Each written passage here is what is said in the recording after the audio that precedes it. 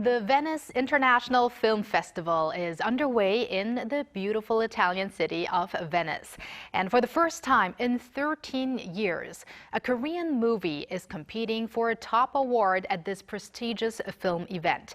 It's No Other Choice by director Park Chan-wook. Expectations for the movie are high, with the local release in cinemas scheduled for next month. Let's have a deeper talk with our movie expert, Jae Soh, professor and filmmaker at Seoul Institute of the Arts. So welcome back, Professor Soh. Nice to be back.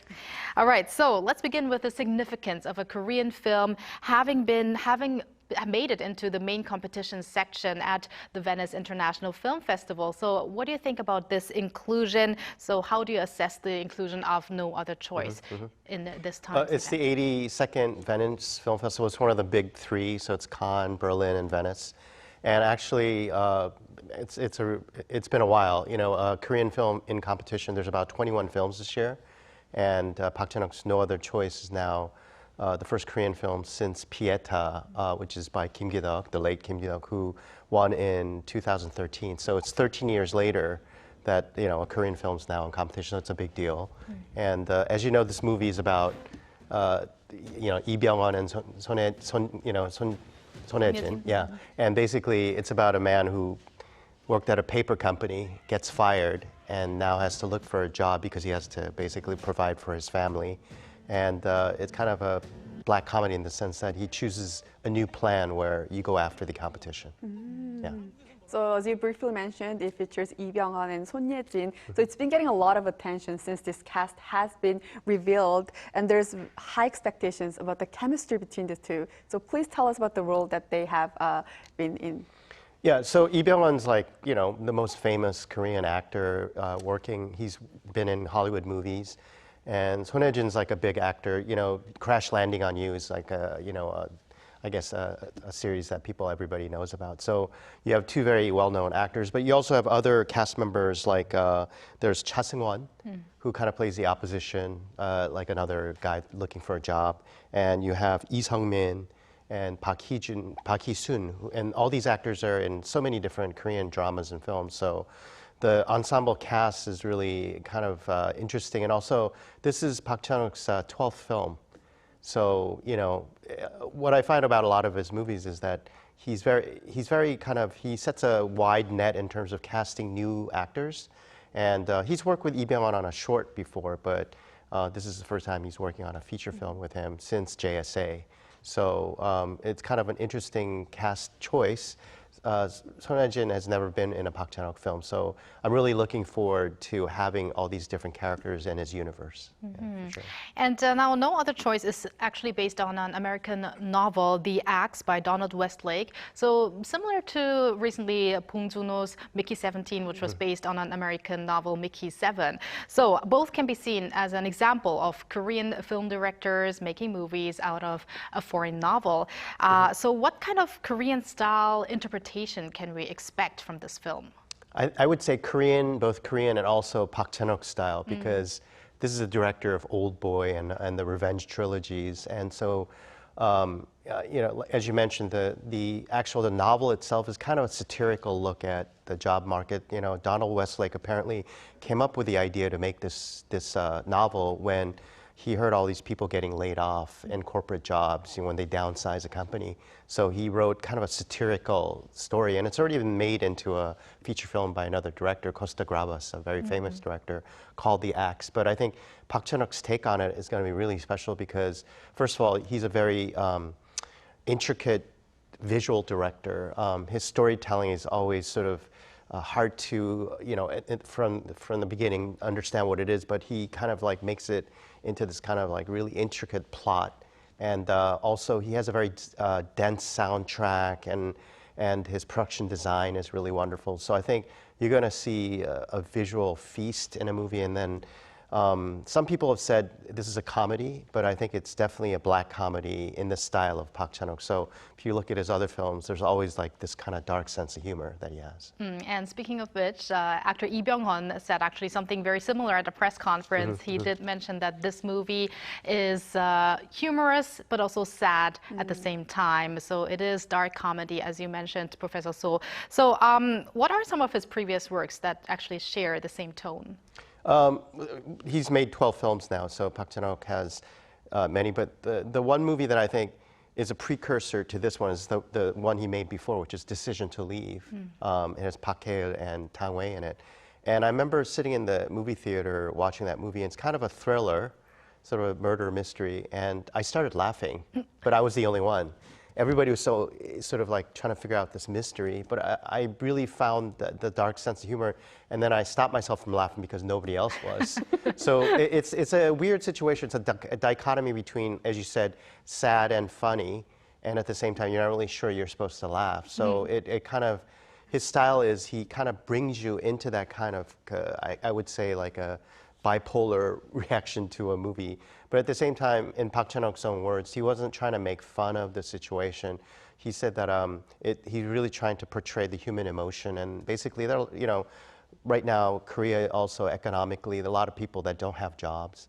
And it's a worldwide phenomenon, unemployment. So I think, you know, by taking a satirical look at the situation in a way that is humorous and yet it's really dark, I think he's trying to kind of give you a sense of trying to make you think about what's really happening in life. And I think sometimes people get away to watch movies so they don't think about life, but I think in a Park Chan-wook film, you walk away thinking about your life more closely. Thinking more about our life, right? Yes, for sure, for sure. I wasn't sure if I was supposed to laugh when you just told us about that episode. Yeah. But yeah, I have those moments too. Yes, definitely. And so the film No Other Choice has been invited to Venice, but not only Venice, it's been invited to also Busan, Toronto, and New York film festivals as well. So Professor, what do you think, what kind of impact does these presence at international film festivals will bring to Korean film industry as a whole in the future? Well, the film festivals that you mentioned, like Busan, Toronto, New York, they're actually very friendly to Korean cinema. Many Korean films are featured there. You know, movies like Parasite and things like that have been featured at Cannes and other festivals. So Korean films are very welcome, and also, you know, people are familiar watching them. But I think what's special about this time is that Venice is not really, I don't want to say, but you know, it's not very friendly to Asian cinema in a sense. Some people will dispute that, but I think that's why it has a lot of meaning, because I think Venice is finally recognizing a Korean film. And I just know from going to these festivals, had the pleasure of going to some of them, and when I meet the programmers, you kind of know that within that circle, there's a lot of jealousy and infighting going on. So if, let's say you showed a movie at Cannes, then Venice and Berlin's going to be jealous and not show your movie, things like that. So there are these kind of underlying sort of situations. But Venice, I think, finally said, like, let's show a Korean film. It's been a while. And so I'm really happy to see they've opened the door for that, for sure. And as it's also going to be debuting in Korea at the Busan International Film Festival, that's probably the first time we get to watch it in Korea at BIF. Okay. Very exciting. And you've mentioned that it's director Park Chan-wook's 12th film, but he's been over different genres, including horror, melodrama, and thriller as well throughout his career. But could this new work kind of mark a new, turning point or new phase in his filmography? Personally, I think it's really hard to pinpoint Park Chan-wook as like one genre type of director, because I think in all of his movies, there's, number one, like you kind of attribute it to more the style. There's a lot of violence. He's really obsessed with revenge and things like that. And I think in that vein, this movie is following that footstep. But I think, as I tell some of my students, like, some really great directors, you can tell it's a good director when you watch all these different films of different genres, but you see a signature style in all the movies. And Park Chan-wook is, like Bong Joon-ho, a very idiosyncratic director that I think when we saw Old Boy, we really figured out this guy was special. And he's beloved not only by Korean cinema lovers, but around the world. Everybody likes him. And we mentioned 12 feature films that he directed, but he's also worked on 2 series. There's The Sympathizer, which was an HBO series about a Vietnamese sort of double agent. And so he did that, and then he worked on another BBC like a series. And all of those, even though those were kind of like the screenplays are already done, you still know it's a Park Chan-wook film because of the way it's edited, the way it looks. He has a very special way of making movies, and a lot of times it's hard to emulate because it's so complex. And one of the great things, he always has a very like bold or like something where you didn't really expect the ending to be. So I'm really looking forward to No Other Choice as well. Same here. Now, finally, Professor Soh, how do you view the chances of No Other Choice winning an award at the Venice International Right, so Film fingers Awards? crossed, but he has stiff competition, unfortunately. So he has a couple of films like there's a movie called Under the Clouds by Gianfranco Rosi, and he won the Golden Lion. That's the big prize at Venice in 2013. So he has a new movie.